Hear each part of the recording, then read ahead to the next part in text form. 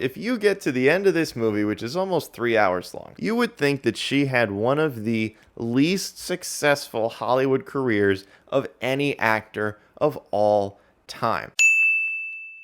Despite all of the controversy surrounding this film, I have actually been looking forward to it quite a bit. Now, that being said, this movie is not a story about the life of Marilyn Monroe. This movie is based on a book about what someone's idea of what Marilyn Monroe's life was like. Now, I did not know this going in, but Marilyn Monroe actually, despite everything you might have seen of her publicly, she did not actually do that many public interviews. She really kept to herself in that sense. Nobody really knows too much about who Marilyn Monroe really was. And this movie really lives and dies by that idea. The central idea of, was Marilyn Monroe an icon or a victim, or maybe a little bit of both? Right off the top here, just want to get this out of the way. Ana de Armas, positives and negatives. The positives, she's phenomenal in this movie, quickly establishing herself as one of the better up-and-coming actors. Allegedly, Ana de Armas spent 3 hours a day practicing an American accent for this role, and unfortunately, you still hear the Spanish accent. It's not in every scene, it's not the entire movie,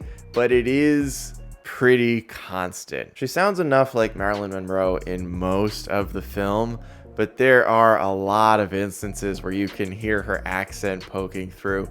And I'm not gonna say that it takes you out of it, because this film is very immersive into a version of Marilyn Monroe's life. It's certainly noticeable, and on occasion, it might pull you out of the film just a bit. And this is a tricky movie to discuss, because it's hard to say how much this film is exploiting Marilyn Monroe and how much it's actually doing justice to the person that she really was. But a lot of this movie is spent on nobody really knowing who she really was. Now, that's not to say that Marilyn was not a victim in a lot of aspects of her life. Her rise through Hollywood was filled with controversy. This woman dealt with a lot of abuse. It was very, very difficult being an up-and-comer in the industry when she was attempting to break through.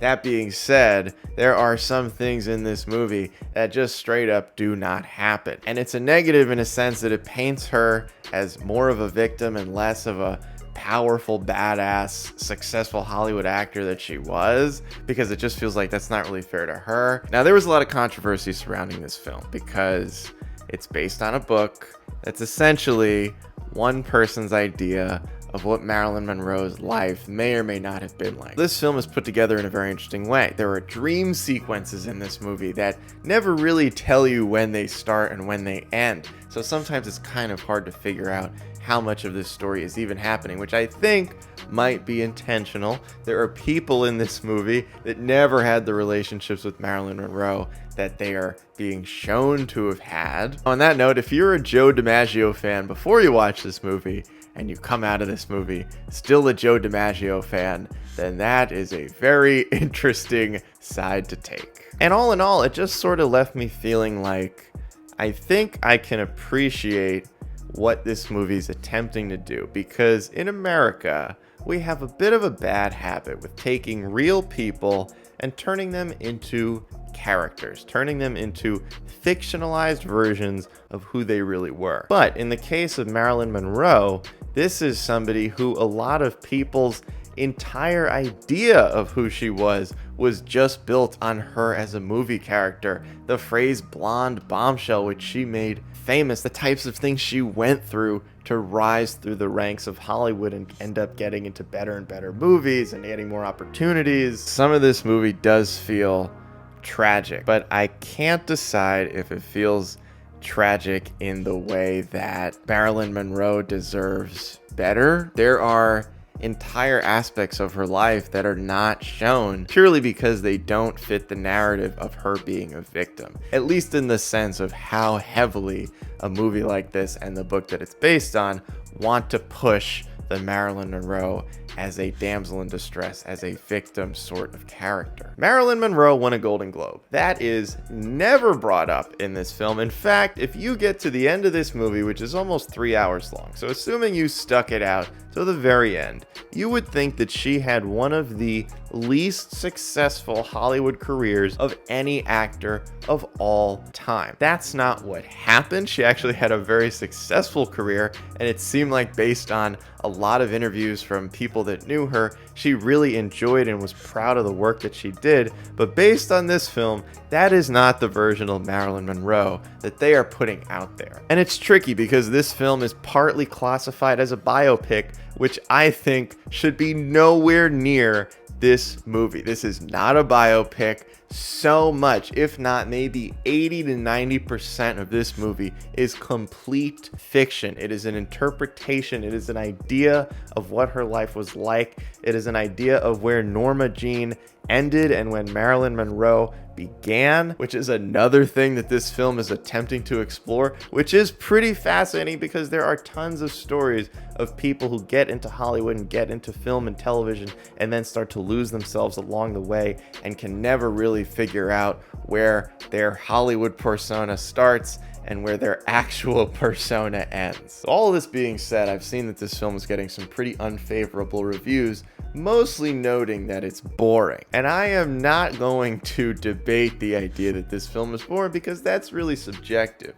If you find slow movies boring, then yeah, you might find this movie boring. There are no explosions, there are no battle scenes. It's just an interpretive look into the life of one of the more famous Hollywood celebrities that we've ever seen in American history. But from a technical side, this is a really well done movie. It's shot incredibly well, it's acted incredibly well, it's paced in a fascinating way, it's got some of the more interesting cinematic choices. There's a lot of black and white, there's a lot of messing around with aspect ratios, there's a lot of incredibly inventive transitions, one in particular that involves a waterfall, which I do not know how they did. And so I think when it comes to movies like this getting less than favorable reviews, you kind of have to break down why that's the case. This is not a film for everybody. And you could absolutely argue that a movie like this does more damage to the history of somebody like Marilyn Monroe than a lot of people would like to see.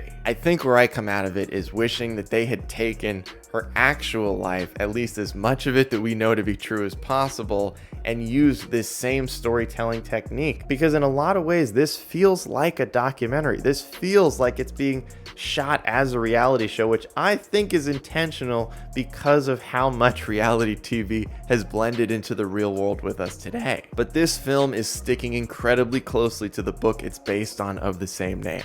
And I do wish if they had taken some liberties with the book and maybe added a little bit more of who Marilyn really was, who Norma Jean really was, then this might have gotten a much better reception than it did. I do think Blonde is worth watching. I think it gives a very interesting take on the person, the character, the movie star that was Marilyn Monroe. I think that Ana de Armas gives one of the best acting performances of the entire year so far. Her performance in this film is probably worth it just on its own. She disappears into this role. But hopefully in the not too distant future, we get a film that uses a lot of these same techniques and is told in the same way, but does a lot more justice to exploring who Marilyn Monroe, who Norma Jean really was.